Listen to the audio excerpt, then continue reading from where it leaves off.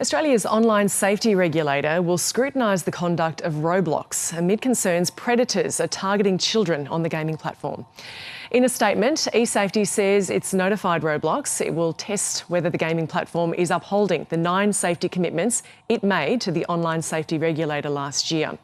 Communications Minister Anika Wells has also written to Roblox requesting an urgent meeting in wake of these concerns over the safety of children on the platform. Now, Lisa Given is a Professor of Information Sciences at RMIT and joins me now. Professor Given, thank you for your time. Firstly, what's your reaction to this development? Are you surprised by it, or this is what you'd expect as part of this? Yeah, sadly, I'm not surprised by it. I think there are a number of limits to the technologies and the types of safety measures that Roblox put in place. And we're now kind of seeing that even, the things that they've done to attempt to keep it safe, even though the eSafety Commissioner initially believed that this was going to comply with legislation, it shows that there are still a few gaps in the system. And we are seeing potential predators getting through and potentially harming kids on these platforms.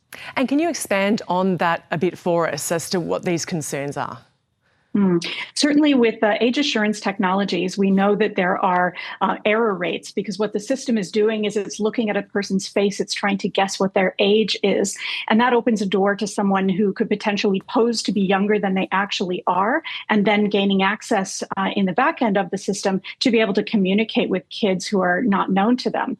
And so that's really the critical piece here, is how do we ensure that parents have that security of knowing that if your child is talking to someone online, including things like the trusted contacts that you've put into the Roblox system for them, that those are actually safe people known to you, and that they're not going to be introducing harm to your kids. So Roblox had already agreed to some measures. What do you think could result from this urgent meeting that's being called?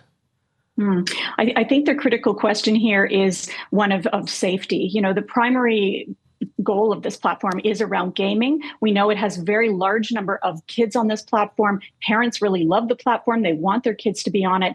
And so in order to really protect them, Roblox is probably going to have to dial back some of its communication strategies.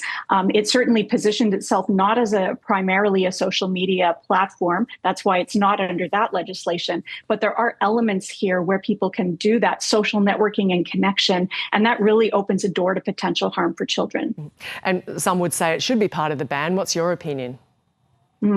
I think, again, that may be a false sense of security. The challenge with the social media legislation, those platforms are also using age assurance technologies. We know that those are limited, and we're already seeing that many kids that were meant to be off the platforms that are under 16 are still on them, or they've hopped over to other platforms that don't have those controls in place.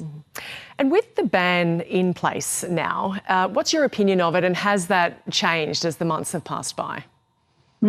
My opinion hasn't actually changed. I think what's happening now is we're actually seeing in living color what I expected last year was going to happen. We've had kids who were never even approached from the platform's side to say, prove to us that you're under the age of 16. So we've got kids who are still on there, and many parents are very surprised by that. We've even had some people over 16 who were blocked inappropriately.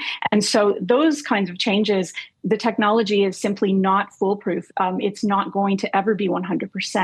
And so many of the kids that were blocked have also just popped over to other platforms. Many of those are unknown to parents. And so at the end of the day, parents really have a huge onus now to really be watching, what are my kids doing? Who are they connecting with, and how can I keep them safe online? And I want to get more from you on that in just a moment. But with this scenario we're seeing with Roblox, it's not part of the under 16 social media ban. Obviously, the government is monitoring it. Do you think that is a better approach?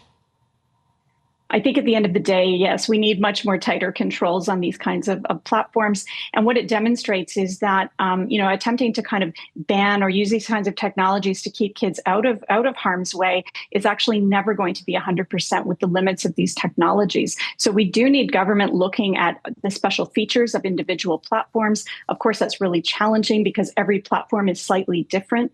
But the platforms themselves really have to take ownership of this. And if they've got something in place and there are known harms, we've seen many court cases, for example, in the United States alone, that show that Roblox can potentially be harmful for kids.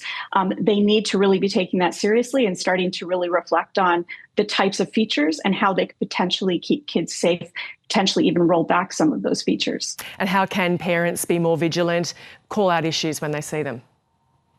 Absolutely. Check your privacy settings, make sure that your kids are as safe as they can be when they're playing these games. Make sure you're playing with them to see what kinds of comments, if they're connected to other people. If you've got trusted contacts in the system, make sure those people are known to you. But at the end of the day, it's really about hypervigilance at this point.